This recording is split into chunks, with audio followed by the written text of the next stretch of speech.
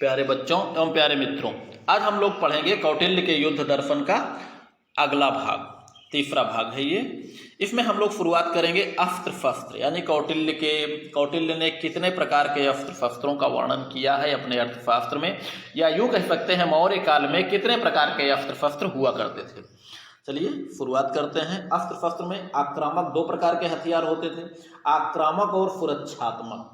आक्रामक हथियारों में जो प्रमुख होते थे तलवार, भाला, धनुष बाण, छुरा, चाकू, मुद्गर, मूसल, कांटों वाली गदा, कुदाल आदि ये जो है आक्रामक हथियारों में प्रयोग किए जाते थे।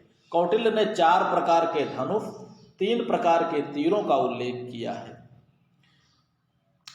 और सुरक्षात्मक हथियार जो कि एक प्रकार का कवच होता था, उसमें जो है निम्न प्रकार के सुरक्षात्मक या कवचों का वर्णन कौटिल्य ने किया है या चाणक्य ने किया है। पहला नंबर है लौह जाल। लौह जाल क्या होता था? यह संपूर्ण शरीर को ढकने वाला आवरण होता था। दूसरा है लौह जालिका, सिर के अतिरिक्त संपूर्ण शरीर को ढकने वाला आवरण लौह जालिका कहलाती थी। अगला है लौह पद, शरीर के अग्रभाग एवं पृष्ठ भाग को ढकने वाले आवरण को लौह पद कहा जाता था। अगला है लौह कवच, केवल पीठ एवं छाती को ढकने वाले आवरण को लौह कवच कहा जाता था। कंठ त्राण, कंठ त्राण ये गले की रक्षा करने वाला कवच जो गले में पहना जाता था उसे कंठ त्राण कहा जाता था, जो गले को कटने से बचाता था। नागोदरिका, अंगुलियों की रक्षा करने वाला जो आवरण होता था जिसे अंगुलियों में पहना जाता था वो नागोदरिका कहलाती थी। शिरस्त्राण, त्राण, सिर की रक्षा करने वाला या जो सिर पर एक लोहे का टोप लगाया जाता था, तो जो लोहे का बना होता था, चारों तरफ भाग को ढके रखता था, उसे हम लोग कहते हैं शिरस्त्राण। ठीक। युद्ध यंत्र, कौटिल्य के समय में कुछ युद्ध यंत्र भी हुआ करते थे जो इस प्रकार हैं, या कौटिल्य ने इन युद्ध यंत्रों का भी वर्णन किया है। कौटिल्य ने 10 प्रकार के स्थिर, 17 प्रकार के चल यंत्रों का वर्णन किया है, जिसमें कुछ प्रमुख इस प्रकार हैं। पहला है पर्वतोभद्र। पर्वतोभद्र चारों तरफ पत्थरों की वर्षा करने वाला जो उपकरण होता था, जो युद्ध यंत्र होता था, उसे पर्वतोभद्र कहा जाता था। दूसरा है जामदग्नि, एक ऐसा इसमें छेद होता था जिस पे बड़े बड़े गोले फेंके जाते थे। बहुमुख, एक ऊंचे स्थान पर एक बना हुआ एक ऐसा, कहने का मतलब है कि ऊंचा स्थान होता था जिस पर खड़े होकर धनुर्धारी बाण चलाते थे, उसे बहुमुख कहा जाता था। यानी चारों तरफ सुरक्षा की व्यवस्था होती थी, धनुर्धारी इस पर खड़े होकर ऊंचे स्थानों से बाण चलाते थे और सुरक्षा व्यवस्था के कारण इसको एक यंत्र का नाम दिया गया था। घाती, इसे छूने मात्र से व्यक्ति की मृत्यु हो जाती थी। यातक, एक चक्के पर लगी बल्ली होती थी जिसे शत्रु पर फेंका जाता था, अर्थात एक चक्के पर बल्ली को लगाकर इस प्रकार रखा जाए या इसको टाइट करके रखा जाए जिसको शत्रुओं पर फेंका जाता था बल्ली को। ऊर्ध्वबाहु, ऊंचे स्थान पर एक रखी लाट जिसे युद्ध के समय शत्रु पर गिराया जाता था। ठीक। अब इसमें चाणक्य ने देखिए युद्ध यात्रा की विधियों का भी वर्णन किया है कि किस प्रकार की यात्रा किस प्रकार के महीने में किया जाए। अगर दूर देश की यात्रा करना हो तो इसके लिए मार्गशीर्ष या माघ का महीना चुना जाता था, जिसे नवंबर से जनवरी का महीना माना जाता है अंग्रेजी माह में। मध्यम दूरी की यात्रा चैत एवं वैशाख माह में, अर्थात मार्च से मई के महीने में। नजदीक या छोटी दूरी की यात्रा ज्येष्ठ एवं आषाढ़ माह में, जो कि मई से जुलाई का अंग्रेजी महीना माना जाता है।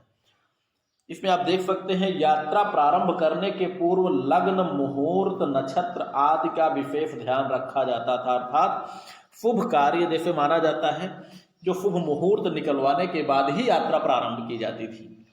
लेकिन विषम परिस्थितियों में या जरूरत पड़ने पर किसी भी अवसर पर आक्रमण किया जा सकता था उस समय। यानी अगर अपनी इच्छा से यात्रा करना है तो लगन और मुहूर्त पंडित जी से निकलवाने के बाद यात्रा प्रारंभ किया जाए। अगर मान लीजिए शत्रु ने आक्रमण कर दिया है और कहीं पर अगर दंगे फसाद हो रहे हों, कहीं पर आक्रमण करना जरूरी है, तो किसी भी प्रकार के किसी भी शुभ मुहूर्त को ध्यान में नहीं रखा जाता। किसी भी समय आक्रमण किया जा सकता था विषम परिस्थितियों में। बाकी अगर अपनी इच्छा से यात्रा की जाती थी तो लग्न मुहूर्त पंडित जी से पूछ कर ही किया जाता था। ठीक। और युद्ध के समय में किस प्रकार जो है युद्ध यात्रा की जाती थी, कैसी संरचना होती थी, कहाँ राजा वगैरह होते थे, किस तरह चलते थे, वो इस प्रकार है। सबसे आगे नायक होता था जो सर्वोच्च अधिकारी होता था। मध्य में अंतःपुर तथा राजा। अंतःपुर का मतलब होता है राज परिवार की महिलाएं और राजा सहित।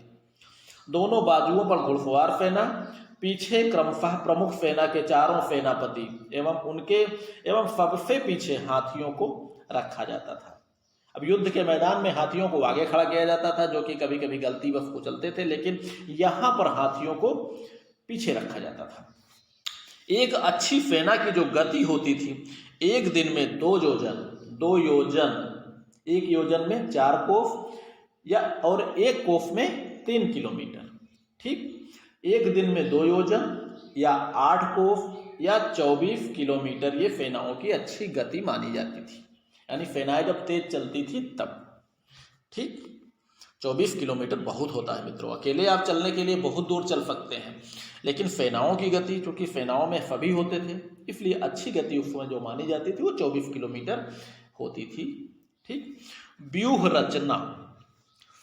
रचना जैसे हम लोग महाकाव्य काल में पढ़े हैं कि व्यूह होते थे, तो इस काल में भी युद्ध के मैदान में व्यूह जो है बनाए जाते थे।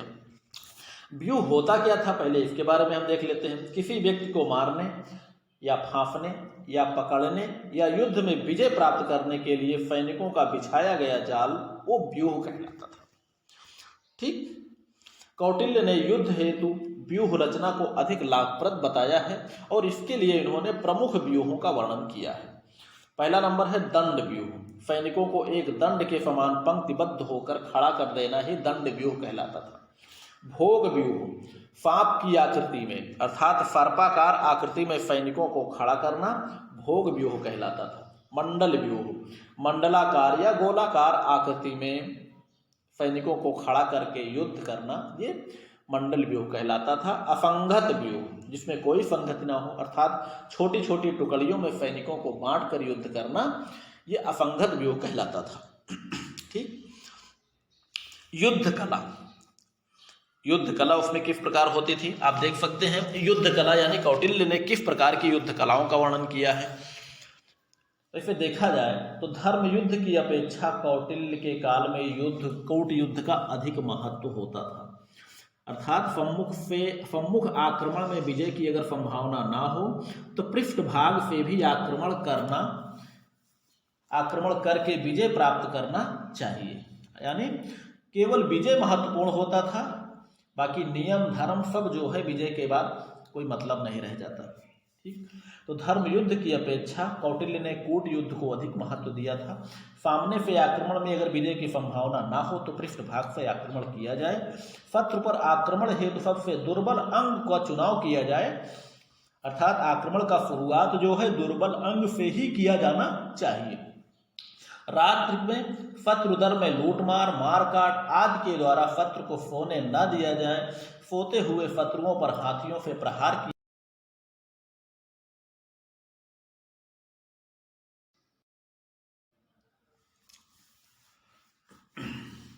सोते हुए शत्रुओं को हाथियों से कुचलवा दिया जाए या हाथियों से प्रहार किया जाए। शत्रु के मार्ग में खूंटे, कुएं, गड्ढे, कांटेदार झाड़ियां आदि अवरोध उत्पन्न करके उनको रास्ते भर घायल होते हुए चलने के लिए मजबूर किया जाए। ठीक, और युद्ध के प्रकार यानी शत्रु के मार्ग में इतने सारे अवरोधों को उत्पन्न किया जाए, जैसे कि इन्होंने बताया है, खूंटा गाड़ दिया जाए, कुएं जिन्हें जो है ऊपर से ढक दिया जाएगा, कुछ गड्ढे में गिर जाए, गड्ढे खोद दिया जाए, इन सबको कांटेदार झाड़ियों से ढक कर इनको ताकि उस पर पैर पड़े तो कुछ कुएं में चले जाए, कुछ गड्ढे में गिर जाए, किसी का हाथ टूट जाए, किसी का पाँव टूट जाए, कोई वहाँ से निकल ना पाए। यानी इस प्रकार के अवरोधों को पैदा करना का वर्णन जो है कौटिल्य ने अपने अर्थशास्त्र में किया है कि शत्रुओं के साथ इस प्रकार व्यवहार किया जाना चाहिए। युद्ध के प्रकार, कौटिल्य ने जो युद्ध के प्रकारों का वर्णन किया है वो प्रमुख रूप से 3 प्रकार का युद्ध, 3 प्रकार के युद्धों में पहला है धर्म युद्ध। धर्म युद्ध ये भारत की पुरानी परंपरा है। जो नियम पूर्वक युद्ध लड़ा जाए उसे धर्म युद्ध कहते हैं। इसमें अग्नि, विष आदि से युक्त हथियारों का प्रयोग सर्वथा वर्जित हुआ करता था। अर्थात धर्म युद्ध जो कि नियम से लड़ा जाए, नियम का पूर्णतया पालन किया जाए, बदले में विजय मिले या पराजय इसका कोई मतलब नहीं है। तो धर्म युद्ध वह युद्ध है जो नियमों से लड़ा जाए। ठीक। दूसरा प्रकार का जो युद्ध का वर्णन किया है कौटिल्य ने वो है कूट युद्ध। अब कूट युद्ध का प्रयोग ज्यादातर विदेशी आक्रांताओं ने भारत में किया है और सिकंदर के आक्रमण के साथ ही विदेशी आक्रमण भी प्रारंभ हो गया था।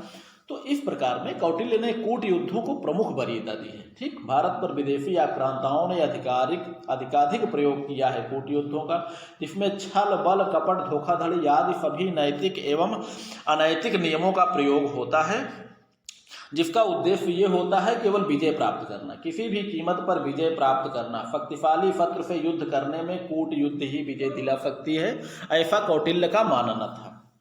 ठीक। अगला कौटिल्य ने जो तीसरे प्रकार के युद्ध का वर्णन किया है वो है त्रिफणी युद्ध। त्रिफणी युद्ध क्या है? अप्रत्यक्ष युद्ध।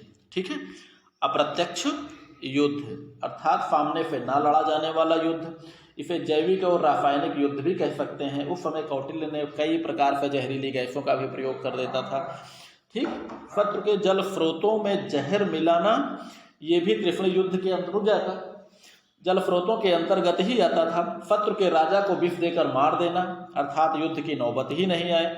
अगला है शत्रु राजा को मारने के लिए विष कन्याओं का प्रयोग करना, फसलों को जलाना, युद्ध गोदामों को जलाना, अनाज गोदामों को जलाना अर्थात शत्रु को एक प्रकार से कमजोर करना, उसकी लड़ाकू क्षमता को समाप्त कर देना ही त्रिफणी युद्ध कहलाता था। ठीक है, हम उम्मीद करते हैं चैप्टर आप लोगों के समझ में आ गया होगा। बाकी वीडियो लंबा हो जाएगा इसलिए हम वीडियो को यहीं पर समाप्त करते हैं। ठीक है, तब तक आप लोग पढ़िए, लिखिए, मस्त रहिए, खुश रहिए।